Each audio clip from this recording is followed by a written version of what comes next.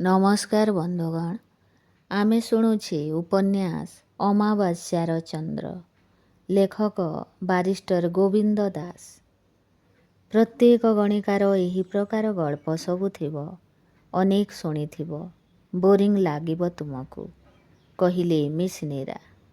ନୀରା, ପ୍ରତ୍ୟେକ ଲୋକଙ୍କ ଜୀବନ ଗଳ୍ପର ସାମଗ୍ରୀ, କିନ୍ତୁ ତୁମ ଜୀବନର କଥା ଟିକେ ଅଧିକ ରୋମାଞ୍ଚକର। ତା ଛଡ଼ା ତୁମ ବର୍ଣ୍ଣନାଟି ଆହୁରି ସୁନ୍ଦର ହେଉଛି। କୁହ, ଶୁଣିବା। ନୀରା କହିଲେ, ଅତୀତକୁ ଆଉଡ଼ାଇବାରେ ଅନେକ ସମୟରେ ଅନୁତାପ ଆସେ। ତଥାପି ସେ ଯନ୍ତ୍ରଣାଟି ସ୍ୱାଦୁକର। କାଉଲ କହିଲେ, ଓଟ ଯେମିତି କଣ୍ଟା ଖାଏ, ତା ଓଠରୁ ଜିଭରୁ ରକ୍ତ ବାହାରେ, ତଥାପି ତାକୁ ସେ ଉପଭୋଗ କରେ, ଆହୁରି ବେଶୀ ବେଶୀ ଖାଏ। ତୁମର ଏ ଯନ୍ତ୍ରଣା ହୁଏତ ସେହି ଧରଣର। କାଉଲ ଚିପି ଧରିଲେ ନୀରାଙ୍କ ପାପୁଲିକୁ ନିଜର କୋଳ ଭିତରେ। ଝୁଙ୍କି ଆସିଲେ ନୀରା କାଉଲଙ୍କ ଆଡ଼କୁ ମଟର ଭିତରେ। ହଠାତ୍ ଗୋଟିଏ ବ୍ରେକ୍ ଦେଲା ଡ୍ରାଇଭର। ନୀରା କହିଲେ, ମୁଁ ଯେତେବେଳେ ଗାର୍ଲ ସ୍କୁଲରେ ପଢ଼ୁଥାଏ, ଆମ ସାମ୍ନା ଘରେ ଥାନ୍ତି ମିଷ୍ଟର ବୋଷ। ତାଙ୍କର ଗୋଟେ ବୋଲି ପୁଅ ଗୋଟିଏ ସାହେବ ସ୍କୁଲରେ ପଢ଼େ। ମୋର ମା ମଝିରେ ମଝିରେ ଯାଏ ତାଙ୍କ ଘରକୁ, ବୋଧହୁଏ କିଛି କିଛି ଆର୍ଥିକ ସାହାଯ୍ୟ ପାଇଁ। ପରେ ଶୁଣିଲି ସେମାନେ ମୋର ପାଠପଢ଼ା ଖର୍ଚ୍ଚ ମଧ୍ୟ ଦେଉଥିଲେ। ତାଙ୍କର ଘର ଚଟାଣ ସବୁ ମାର୍ବଲ ପଥରରେ। ଘର ସାମ୍ନାରେ ଗୋଟିଏ ବଡ଼ ଉଲଗ୍ନ ସ୍ତ୍ରୀର ମୂର୍ତ୍ତି ଅଛି। ସେଇଟା କାଳେ ଆଣିଥିଲେ ବିଲାତରୁ। ମଝିରେ ମଝିରେ ତାଙ୍କ ସ୍ତ୍ରୀ ମୋତେ କହନ୍ତି, ତୋ ପାଠ ସରିଲେ ଘରକୁ ତୋତେ ବୋହୂ କରି ଆଣିବି। ଅବଶ୍ୟ ଉପହାସରେ ହୋଇପାରେ, କିଛି ଆଶ୍ୱାସନା ପାଇଁ ମଧ୍ୟ କହିପାରିଥାନ୍ତି। କିନ୍ତୁ ଏପରି ଏକ ପରିସ୍ଥିତି ସମ୍ଭବ ବି ହୋଇପାରେ, ସେଥିପାଇଁ ଖୁବ୍ ଗର୍ବ ଅନୁଭବ କରୁଥିଲି। ସ୍କୁଲରେ ସାଙ୍ଗମାନଙ୍କ ପାଖରେ କୁହେ, ଭଗବାନଙ୍କ ଦୟାରୁ ପାଠ ଶୀଘ୍ର ସରିଯାଆନ୍ତା କି ବୋହୂ ହୋଇଯାଆନ୍ତି ସେ ମାର୍ବଲ ଚଟାଣ ଘରକୁ। ବିବାହ ଯୋଗ୍ୟା ହେଲି ବି ଖୁବ୍ କମ୍ ବୟସରୁ। ଦେହର ମାଂସପେଶୀ ପରିଷ୍କାର ଦିଶିଲାଣି। ଦିନେ ସନ୍ଧ୍ୟାରେ ତାଙ୍କ ଘରୁ ଫେରୁଛି। ତାଙ୍କ ପୁଅ ସୌମେନ ମୋତେ କୁଣ୍ଡାଇ ପକାଇଲା ସେ ସ୍ତ୍ରୀର ମୂର୍ତ୍ତି ତଳେ। ଅନ୍ଧକାର ହୋଇ ଆସୁଥିଲା। କହିଲା, ନୀରୁ, ମୁଁ ତୁମକୁ ପ୍ରେମ କରେ, ବିବାହ କରିବି। ଆଜି ରାତିରେ ଆସ, ମୋର ସେ କୋଠରୀ ପାଖରେ ଅପେକ୍ଷା କରିଥିବି। ଲାଜ ସରମରେ ସେ ରାତିରେ ଅଧମରା ହୋଇଗଲି। ମନେ ମନେ ଭାବିଲି, ଏ ତ ସବୁ ଦେବଦାସର କଥା ବୋଧହୁଏ। ପାରୁଲ ଯିବ ତାର ଦେବଦା ଘରକୁ। ସଂସାର ସମାଜ ସମସ୍ତେ ପଛରେ ରହିବେ। ଅନ୍ଧକାର ହୋଇଥିବ ରାତ୍ରି। ପ୍ରେମର ନିମନ୍ତ୍ରଣ ଜଣାଇବ। ଆଖି ଆଗରେ ସବୁ କଥା ପରିଷ୍କାର ଭାବରେ ଦେଖାଯାଉଥିଲା। ରାତି ଅଧ ହେଲା। ମୁଁ ଛପି ଛପି ବାହାରିଲି ମୋ କୋଠରୀରୁ। ମା ଶୋଇଥାଏ। ଆସ୍ତେ ଆସ୍ତେ ଦରଜା ଖୋଲି ଦାଣ୍ଡକୁ ବାହାରିଲି। ଦେଖିଲି ରାସ୍ତାରେ ପୋଲିସବାଲା। ଦୌଡ଼ି କରି ଘର ଭିତରକୁ ପଶି ଆସିଲି। ପୋଲିସବାଲାଟା ସନ୍ଦେହ କଲା କିଏ ଚୋର ପଶିଛି କି କ'ଣ। କବାଟ ବାଡ଼େଇଲା। ମା ଉଠିଲା। ଦେଖିଲା ମୁଁ ସାଜସଜ୍ଜା ହୋଇ ବାହାରିଛି କେଉଁ ଆଡ଼େ ଯିବି ବୋଲି। କାନ୍ଦି କାନ୍ଦି ସବୁ କଥା ତାରି ପାଖରେ କହିଲି। ତହିଁ ପରଦିନ ମା ପ୍ରସ୍ତାବ ପକାଇଲା ତାଙ୍କ ସ୍ତ୍ରୀଙ୍କ ପାଖରେ। ସେ ହସି ହସି ଗଡ଼ିଗଲେ। ମୁଁ ନିଜେ ଯାଇ ପଚାରିଲି ସୌମେନକୁ। ସେ ବି ହସିଲା। କହିଲା, ସେ ତା କଲେଜରେ ସେହିପରି କାଳେ ଅନେକ ଝିଅଙ୍କୁ କହେ। କେତେକ ମଧ୍ୟ ତା ଘରକୁ ଆସନ୍ତି। ସେ ସମସ୍ତଙ୍କୁ ଯଦି ବିବାହ କରେ, ତାହେଲେ ତାକୁ କାଳେ ଗୋଟିଏ ବିରାଟ ହାରେମ ରଖିବାକୁ ପଡ଼ିବ, ରାଜା ମହାରାଜାଙ୍କ ପରି। ସେ ଉପହାସ, ସେ ତାଚ୍ଛଲ୍ୟ ହସ ଆଜି ପର୍ଯ୍ୟନ୍ତ ମଝିରେ ମଝିରେ କାନରେ ପଡ଼େ। ତାପରେ ଆମେ ସେ ବସ୍ତି, ସେ ଘର ଛାଡ଼ି ବାହାରି ଆସିଲୁ। ଭାରି ମଜା କଥା ହେଲା। ସେଦିନ ରାତି ଡିନରରେ ଦେଖେ ଯେ ଅନ୍ୟମାନଙ୍କ ଭିତରେ ଆସିଛନ୍ତି ସୌମେନ। ତାଙ୍କ ସାଥିରେ ଆଉ ଜଣେ ନାରୀ, ତାଙ୍କର ସ୍ତ୍ରୀ। ମୁଁ ଅତି ଶୀଘ୍ର ସେ ବୟସ୍କ ଲୋକଙ୍କ ପାଖକୁ ଯାଇ କହିଲି, ମୋ ସଂକ୍ରାନ୍ତରେ ଯଦି କେହି ପଚାରେ, ଆପଣ କହିବେ ମୁଁ ଦିଲ୍ଲୀରୁ ଆସିଛି ଆପଣଙ୍କ ସାଙ୍ଗରେ। ଚମତ୍କାର ଭାବରେ ମୋ ଅବସ୍ଥାକୁ ପରିଚାଳନା କଲେ ସେ ପ୍ରୌଢ଼। ମୁଁ ହେଲି ତାଙ୍କର ବ୍ୟକ୍ତିଗତ ସେକ୍ରେଟାରୀ।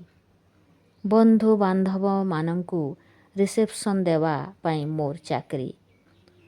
ସୌମେନ ମୋତେ ପଚାରିଲେ, ଆପଣଙ୍କୁ କେଉଁଠି ଦେଖିଲା ପରି ମନେ ହେଉଛି?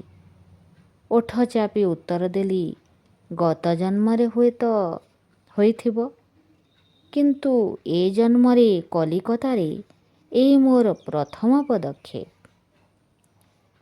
ଏଇ ଉତ୍ତରକୁ ଇଂରାଜୀରେ ତର୍ଜମା କରି ରିହର୍ସାଲ କରି ଆଗରୁ ରଖିଥାଏ।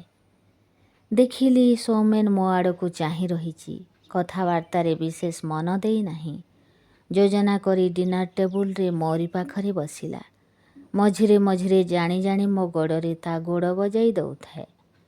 ମୁଁ ଏହି ଦୁର୍ଘଟଣାକୁ ପରିଷ୍କାର କରି ଦେଉଥାଏ ତାର ନିକଟରେ ଆସିନା ସ୍ତ୍ରୀଙ୍କ ପାଖରେ। କ୍ଷମା ମାଗୁଥାଏ ବାରମ୍ବାର। ମୁଁ ଯେତେବେଳେ ବାଥରୁମକୁ ଯାଉଥାଏ କିଛି ଆଳ କରି, ସେ ମଧ୍ୟ ମୋ ପଛେ ପଛେ ଆସେ। ଟିକିଏ ଧକ୍କା ଲଗେଇ ଦିଏ ଦେହରେ, ନହେଲେ ପଦେ ଦୁଇ ପଦ କଥା କହେ, ଅବାନ୍ତର କଥା। ସେ ଡିନର ପାର୍ଟି ଚାଲିଲା ରାତି 2ଟା ପର୍ଯ୍ୟନ୍ତ। ଖିଆ ହେଲା, ପିଆ ହେଲା, ଇଂରେଜୀ ନାଚ ହେଲା ସେ କୋଠରୀ ଭିତରେ। ମଦ ପିଇ ସମସ୍ତେ ମତୁଆଲା ହେଲେ। ସ୍ତ୍ରୀମାନେ ଗୋଟିଏ କୋଳରୁ ଅନ୍ୟ କୋଳକୁ ନୃତ୍ୟ ପାଇଁ ପରିବର୍ତ୍ତିତ ହେଉଥାନ୍ତି। କେବଳ ଭାଗୀଦାର ହେଉନଥାଏ ମୁଁ। ପ୍ରଥମତଃ ମୁଁ ଏସବୁ ଜାଣିନଥାଏ। ଦ୍ୱିତୀୟରେ ସେ ଭଦ୍ରଲୋକଙ୍କର ପ୍ରତିଷ୍ଠା ମଧ୍ୟ ବଞ୍ଚେଇବାକୁ ହେବ, କାରଣ ମୁଁ ତାଙ୍କ ସେକ୍ରେଟାରୀ। ତୃତୀୟରେ ଏ ପରିସ୍ଥିତି, ଏ ଭୂମିକା, ଏ ପରିସର ସବୁ ମୋ ପାଇଁ ନୂଆ। ମୁଁ ଖାଲି ଦେଖୁଥାଏ, ଚାହୁଁଥାଏ। ମନ ଭିତରେ କେମିତି ଗୋଟିଏ ଉଚ୍ଛୃଙ୍ଖଳତା ଆସୁଥାଏ। ଭାବୁଥାଏ, ନିର୍ମଳାଟା ଆହୁରି ମରିବା ଆବଶ୍ୟକ। ମିସ୍ ନୀରାଙ୍କୁ ଦେଖୁଥାଏ ଏଇ ଉପସ୍ଥିତ ନାରୀମାନଙ୍କ ଭିତରେ। କିଛି ସମୟ ପରେ ସୌମେନ ଆସି ମୋତେ ଗୋଟିଏ ଆଲୋଚନା ବାହାନାରେ ସେ କୋଠରୀରୁ ଅନ୍ୟ କୋଠରୀକୁ ନେଇଗଲି। ମୋର ଦୁଇ ବାହୁକୁ ଜୋର କରି ଧରି ପକାଇଲି। ମୁଁ ଜୋର କରି ମୁକ୍ତି ନେଲି। ଆଖି ଆଗରେ ଖେଳିଗଲା ସେହି ଉପହାସ, ସେହି ତାଚ୍ଛଲ୍ୟ ହସ। କ୍ରୋଧ ହେଲା। ଠାଏ କରି ଚଟକଣାଟିଏ ପକାଇଲି ତାଙ୍କରି ଗାଲରେ। ସୌମେନ ମୁହଁରେ କିପରି ଗୋଟିଏ ହିଂସ୍ର ଦୃଷ୍ଟି ଅଛି, ଘୃଣ୍ୟ ଦୃଷ୍ଟି। କୌଣସି ସ୍ତ୍ରୀ ଏପରି ପୁରୁଷକୁ ଚାହିଁବ ନାହିଁ। ସେ ମାର୍ବଲ ଚଟାଣ ପାଇଁ ସିନା ମୋର ଆକାଙ୍କ୍ଷା ଥିଲା, ନଚେତ୍ ସେ ପୁରୁଷଟା ପାଇଁ ମୋର କେବେ କିଛି ଆଗ୍ରହ ନଥିଲା। ଏ ଘଟଣାକୁ ମଧ୍ୟ ବର୍ଣ୍ଣନା କଲି ତାଙ୍କ ସ୍ତ୍ରୀଙ୍କ ପାଖରେ। ଉତ୍ତ୍ୟକ୍ତା ହେଲେ ସ୍ତ୍ରୀ। ମୁଁ ନେଲି ପ୍ରତିଶୋଧ। ଭଦ୍ରଲୋକ, ଭଦ୍ର ମହିଳାମାନେ ବିଦାୟ ନେଲେ।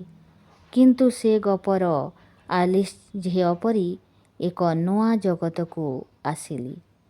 ଏତେ ଉଚ୍ଚ ସ୍ଥାନ, ଏତେ ସମ୍ଭୋଗ ଏତେ ସହଜରେ ପ୍ରାପ୍ୟ। ସେ ଟାଇପ୍, ସେ ଶିକ୍ଷୟିତ୍ରୀ, ସେ ଦୋକାନ କାମ ଏତେ ଯନ୍ତ୍ରଣାଦାୟକ ଥିଲା, ତଥାପି ବଞ୍ଚିବା ଦୁଷ୍କର ହେଉଥିଲା। ବର୍ତ୍ତମାନ କେତେକ ସମୟ ପାଇଁ ନିଜର ରୂପ ପରିବର୍ତ୍ତନ କଲି। ଉପଭୋଗ କଲି ସବୁଠୁ ଐଶ୍ୱର୍ଯ୍ୟପୂର୍ଣ୍ଣ ବାସସ୍ଥାନ, ସୁନ୍ଦରତମ ସୁଖାଦ୍ୟ, ଧନାଢ଼୍ୟ ପ୍ରତିଷ୍ଠିତ ଜନତାର ସାନ୍ନିଧ୍ୟ, ସାମାନ୍ୟ ମୂଲ୍ୟବୋଧର ବିନିମୟରେ। ସେହିଦିନ ରାସ୍ତାର ପରିବର୍ତ୍ତନ ହେଲା, ରୂପର ପରିବର୍ତ୍ତନ ହେଲା, କାମର ପରିବର୍ତ୍ତନ ହେଲା। ପଦେ ପଦେ ଅନ୍ଧକାର ଗହ୍ୱର ଭିତରକୁ କ୍ରମେ କ୍ରମେ ଆଗେଇଲି। ହେଲି ଗଣିକା। ସୌମେନ ଆସିଛି। ମୁଁ ମୋର କୋଠରୀର ଚଟାଣକୁ ମାର୍ବଲ ପଥରରେ କରିଛି। ତାରି ସ୍ତ୍ରୀର ଗହଣା ଜରିଆରେ କରିଛି। ସେ ଦୋକାନ ମାଲିକଙ୍କର ପୂର୍ବ ବନ୍ଧୁମାନେ ବ୍ୟାକୁଳ ଭାବରେ ଅପେକ୍ଷା କରିଥାନ୍ତି ମୋର ଆଦେଶ ପାଇଁ। ମଝିରେ ମଝିରେ ନୃତ୍ୟ କରି ସେମାନଙ୍କୁ ଉଚ୍ଛୃଙ୍ଖଳ କରେ। କେହି ଚାହିଁଲେ କହେ, ଅନ୍ୟ ରାତ୍ରିକୁ ବା ସେମାନଙ୍କର ଯଥେଷ୍ଟ ଅର୍ଥ ନାହିଁ ମୋତେ ଉପଭୋଗ କରିବା ପାଇଁ। ହେଲି ପତିତା କିନ୍ତୁ ପାଇଲି ଅର୍ଥ ସମ୍ଭୋଗ ଐଶ୍ୱର୍ଯ୍ୟ।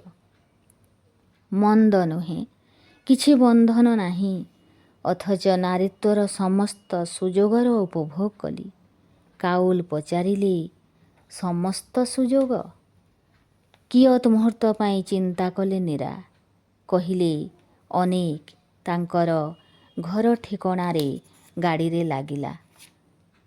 କାଉଲ ଦେଖିଲେ ଘର ସାମ୍ନାରେ ସିମେଣ୍ଟ ତିଆରି ଗୋଟିଏ ଉଲଗ୍ନ ନାରୀର ମୂର୍ତ୍ତି। ଘରର ଚଟାଣ ହୋଇଛି ଧଳା କଳା ମାର୍ବଲ ପଥରରେ ଖଞ୍ଜା। ନୀରା କହିଲେ, ଜୀବନର ଅନେକ କଥା ଗପି ଦେଇଗଲି।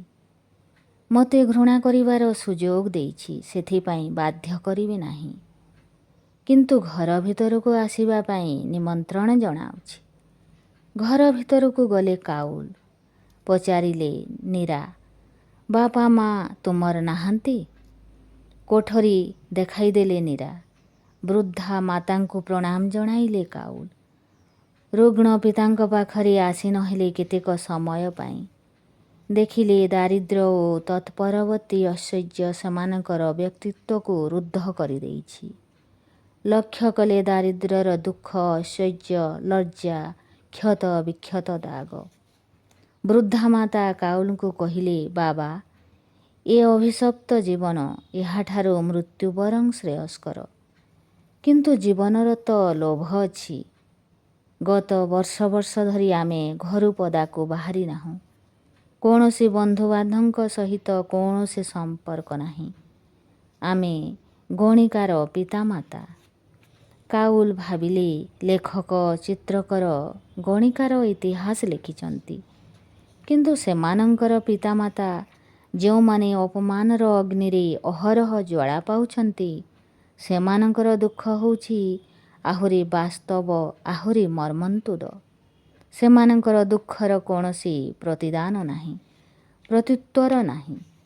କୋଠରୀ ଭିତରେ ଛିଡ଼ା ହୋଇ କାଉଲ ଦେଖୁଛନ୍ତି ଶିକାରୀର ଶରବିଦ୍ଧ ଆସନ୍ନ ମୃତ ଦୁଇଟି କ୍ଷୁଦ୍ର ପକ୍ଷୀ। କୌଣସି ସାହାଯ୍ୟ ନାହିଁ, କିଛି ସମର୍ଥନ ନାହିଁ। ସମଗ୍ର ସଂସାରରେ ସେମାନେ ହୀନତମ। ଯନ୍ତ୍ରଣାରେ ଉତ୍କ୍ଷିପ୍ତ ହେଉଛନ୍ତି ଦୁଇଟି ପ୍ରାଣ। କିଛି ସମୟ ଅପେକ୍ଷା କରି ନିର୍ଗତ ହେଲେ କାଉଲ ସେ କୋଠରୀରୁ। ବାହାରେ ପରଦାର ପଛଆଡ଼େ ଦେଖିଲେ ଛିଡ଼ା ହୋଇଛନ୍ତି ନୀରା। ଆଖିରେ ଲୁହ ଭରିଯାଇଛି। କାକୁତି ମିନତି କରି କ୍ଷମା ଚାହିଁଲା ପରି ଅନାଉଛନ୍ତି କାଉଲଙ୍କୁ। କାଉଲ ନୀରାଙ୍କର ଦୁଇଟି ହାତ ଧରି କହିଲେ, ନୀରା, ଲୋତକ ଭବିଷ୍ୟତର ପଥକୁ ଝାପ୍ସା କରେ। ପାଦ ହେବ ଦୁର୍ବଳ, ସମ୍ଭବ ହେବ ନାହିଁ ପ୍ରଗତି। ଦୁଇଟି ଅବାଧ୍ୟ ଟୋପା କାଉଲଙ୍କ ହାତ ଉପରେ ପଡ଼ିଲା। ନୀରା ନିଜକୁ ସଂଯତ କରି ରହିପାରିଲା ନାହିଁ। ଆଶ୍ରୟ ନେଲେ କାଉଲଙ୍କ କୋଳରେ। ଲୁହର ଧାରା ବହିଯାଉଥାଏ। ନୀରା କହୁଥାନ୍ତି, କାଉଲ ସାହେବ, ଏ ନର୍କରୁ ମୁକ୍ତି ଚାହେଁ, ନିଷ୍କୃତି ଚାହେଁ। ଏ ଜୀବନରେ ସୁଖ ସମ୍ଭୋଗ ବିଷୟରେ ଯାହା କହିଛି ସେସବୁ ମିଛ, ସବୁ ପ୍ରତାରଣା। ଜୀବନ ଅସହ୍ୟ ମନେ ହେଉଛି। ସହ୍ୟ ହେଉନାହିଁ ଏ ଅପମାନ, ଏ ଘୃଣା, ଏ ଜୀବନ। କିଛି କ୍ଷଣ ପରେ କାଉଲ ବିଚ୍ଛିନ୍ନ କଲେ ନୀରାଙ୍କୁ ନିଜ ଶରୀରରୁ। କହିଲେ, ନୀରା, କଳଙ୍କର କ୍ଷମା ଅଛି, କିନ୍ତୁ ଅସହାୟତାର କୌଣସି ପରିପୂରକ ନାହିଁ। ଛିଡ଼ା ହୋଇ ଶିଖ ନିଜ ଗୋଡ଼ରେ। ମୁକାବିଲା କର ଜଗତକୁ, ସଂସାରକୁ। ଲୁହ ପୋଛି ନୀରା ସ୍ଥିର ଭାବରେ ଛିଡ଼ା ହେଲେ ଗ୍ରୀକ୍ ଦେଶର ପ୍ରସ୍ତର ମୂର୍ତ୍ତି ପରି। ବିଦାୟ ନେଲେ କାଉଲ। 2 ବର୍ଷ ପରେ ଫେରି ଆସିଲେ କାଉଲ ପୁଣି ସେ ସହରକୁ। ଉଡ଼ାଜାହାଜରୁ ଓହ୍ଲାଇ ହୋଟେଲରେ ପହଞ୍ଚି ସର୍ବପ୍ରଥମେ ଗଲେ ନୀରାଙ୍କ ଘରକୁ। ସେତେବେଳକୁ ସନ୍ଧ୍ୟା ହୋଇ ଆସିଲାଣି। ଆଲୋକ ସବୁ ଫୁଲର ମାଳା ପରି ସଡ଼କକୁ ସଜାଇ ଦେଇଛି। ଘର ଭିତରେ ପହଞ୍ଚି ଭେଟିଲେ ନୀରାଙ୍କୁ। ଦେଖିଲେ ସେ ରୂପର ମାଦକତା ନାହିଁ। ସେ ଚାହାଣୀରେ ଆଉ ନାହିଁ ଉଚ୍ଚାଙ୍ଗ ଇଙ୍ଗିତ। ଶାନ୍ତ ଶୁଭ୍ର ରୂପ ପ୍ରାଙ୍ଗଣର ତୁଳସୀ ଗଛ ପରି ପ୍ରସାଧନ ବିହୀନ ନୀରା। ବିଧବାର ଗୌରବରେ ଉଦ୍ଭାସିତ। କିଛି କ୍ଷଣ ଦୁହେଁ ଦୁହିଁକି ଚାହିଁଲେ। ନୀରା କହିଲେ, କାଉଲ, ତୁମେ ମନୁଷ୍ୟ ନୁହେଁ, ତୁମେ ମହାତ୍ମା। ନୀରା, ଏହାକୁ ତୁମେ ଲେଖ, ମୁଁ ପ୍ରଚାରପତ୍ର କରି ବାଣ୍ଟିବି। ଗୋଟିଏ ପରିଣାମ ନିର୍ଦ୍ଧାର୍ଯ୍ୟ। ତୁମେ ପୂର୍ଣ୍ଣ ପାଗଳ ବୋଲି ସାବ୍ୟସ୍ତ ହେବାରେ କିଛି ବାଧା ରହିବ ନାହିଁ। କାଉଲ ପଚାରିଲେ, ବାପା ମା କାହାନ୍ତି? ଯାଇଛନ୍ତି କାଳୀ ମନ୍ଦିରକୁ। ନୀରା କହିଲେ, କାଉଲ, ଜାଣେ ତୁମର ଧନର ହୁଏତ ଅଭାବ ନାହିଁ, କିନ୍ତୁ କାହିଁକି ବିଲୟ କଲ ତୁମର ଏତେ ଅର୍ଥ? କାହିଁକି ଏ ତ୍ୟାଗ? କାହିଁକି ବଞ୍ଚିତ କଲ ନିଜ ପରିବାରକୁ? କାଉଲ କହିଲେ, ନୀରା, ଜୀବନରେ ମୁଁ ପିତୃମାତୃହରା। ଭାବିଲି ଏ ଦୁଇ ଜଣଙ୍କ ଯନ୍ତ୍ରଣାରେ ଉପଶମ କରିବି। ତା ଛଡ଼ା ଏ ଯେଉଁ ଅର୍ଥ, ଏହାର ଜନ୍ମ ମଧ୍ୟ କଳଙ୍କରୁ। ସେଦିନ ତୁମ ଘରୁ ଯାଇ ଅଫିସରେ ଗୋଟିଏ କଥାବାର୍ତ୍ତା ହେଲା, କଳା ବଜାର କଥା। ଯାହା ମୋର ପ୍ରାପ୍ୟ ତାଠାରୁ ଅଧିକ ଅଶେଷ ଅର୍ଥ ପାଇଲି। ଭାବିଲି ଏହା ଉପରେ ଅଧିକାର ତୁମ ପିତାମାତାଙ୍କର, ତୁମର ବି।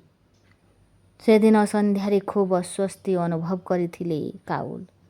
ତାଙ୍କର ଆଖି ଆଗରେ ଦେଖାଯାଉଥିଲା ବୃଦ୍ଧ ରୁଗ୍ଣ ଦୁଇଟି ଅସହାୟ ଶରୀର। ଚେଷ୍ଟା କଲେ ସ୍ମରଣ କରିବା ପାଇଁ ନିଜର ପିତାମାତାଙ୍କୁ। କୌଣସି ଚିତ୍ର ମନରେ ଧରିଲା ନାହିଁ। ଭାବିଲେ ଏହିପରି ହତାଶ ହୋଇ ବିଲୁପ୍ତ ହୋଇଥିବେ ତାଙ୍କର ନିଜ ପିତାମାତା। ପିତାମାତା ପ୍ରତି ଜାଗ୍ରତ ହେଲା କାଉଲଙ୍କ ମମତା।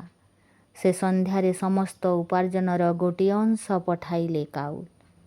ନୀରାର ପିତାମାତାଙ୍କର ଉଦ୍ଦେଶ୍ୟରେ ଲେଖିଲେ, କାଉଲର ଏହା ହେଉଛି ତାର ପିତାମାତାଙ୍କ ପ୍ରତି ଅର୍ଘ୍ୟ ପ୍ରଣାମୀ। ଏ ଅର୍ଥର ସାହାଯ୍ୟରେ ତାଙ୍କର ଭବିଷ୍ୟତ ଜୀବନ ବିତେଇ ଦେଇ ପାରିବେ। ନୀରାକୁ ପଠାଇଲେ ଅନ୍ୟ ଏକ ଅଂଶ। ଲେଖିଲେ, ନୀରା, ଯଦି ଚାହଁ, ଏହି ଅର୍ଥର ବିନିମୟରେ ତୁମେ ଫେରିଆସିପାରିବ ତୁମର ପୂର୍ବ ଜୀବନକୁ। ଯାହା ଶୁଦ୍ଧ, ଯାହା ପବିତ୍ର ବୋଲି ମନେକର। ନଚେତ୍ ଏହାକୁ ତୁମର ଅତୀତ ଜୀବନର ବର୍ଣ୍ଣନାର ପୁରସ୍କାର ସ୍ୱରୂପ ଗ୍ରହଣ କରିବ। ନୀରା ସ୍ଥାପନ କରିଛନ୍ତି ବିଦ୍ୟାଳୟ ପତିତାଗଣିକାର ଶିଶୁମାନଙ୍କ ଉଦ୍ଦେଶ୍ୟରେ। ନିଜର ଚେଷ୍ଟା, ଅନ୍ୟର ସାହାଯ୍ୟରେ ଗଢ଼ି ଉଠିଛି ଏ ଅନୁଷ୍ଠାନ। ଅର୍ଥର ଆଗମନ ବ୍ୟତୀତ ନୀରା ଫେରି ପାଇଛନ୍ତି ବିଲୁପ୍ତ ସମ୍ମାନର ବିଗତ ପ୍ରତିଷ୍ଠା। ନୀରା କହିଲେ, ତୁମର କି ରୀତି ଅଛି ଜାଣେ ନାହିଁ। ଆମର ଏଠି ମୁଣ୍ଡରେ ଟିପା ଦେଇ ପ୍ରଣାମ ଜଣାଇ ଅନ୍ୟକୁ ଭାଇ ବୋଲି ଗ୍ରହଣ କରାଯାଏ।